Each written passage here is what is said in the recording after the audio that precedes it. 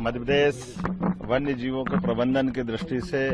एक अपनी पूरे देश और दुनिया में अलग पहचान बना रहा है और खासकर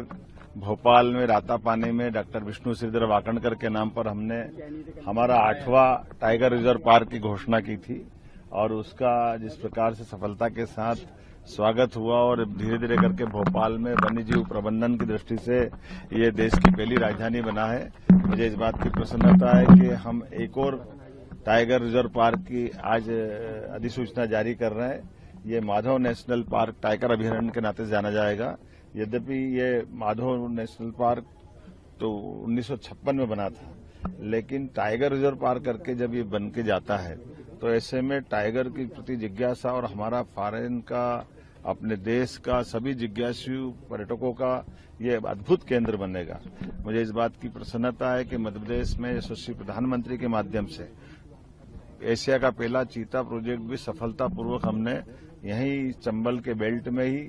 श्योपुर और मुरैना से जोड़ करके इसकी शुरुआत की थी और उसकी दूसरी पीढ़ी भी अब हमने जंगलों के अंदर हमारे सभी चीता सफलता के साथ घूमते दिखाई दे रहे हैं। और ये केवल चीता नहीं है, यहाँ इसी चंबल के क्षेत्र में घड़ियाल प्रोजेक्ट भी काम कर रहा है, जो चंबल के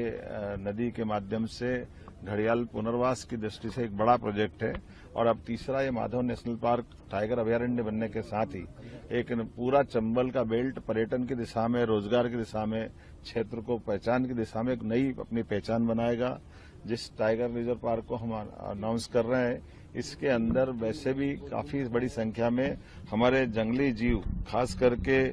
सियार, लोमड़ी, तेंदुआ, भेड़िया, जंगली कुत्ता,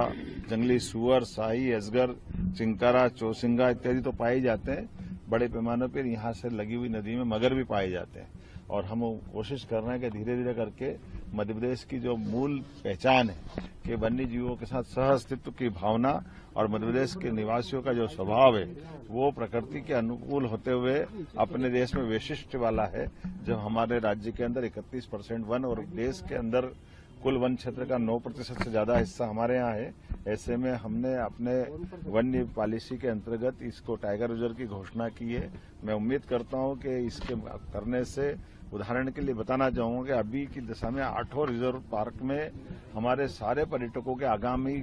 जब तक टाइगर रिजर्व पार्क ये वन्य जीव के खुले रहेंगे तब तक के सारी होटल, सारे रिसोर्ट, सारी रुकने की जगह, सारी जिप्सियां, सारी की सारी फुल है।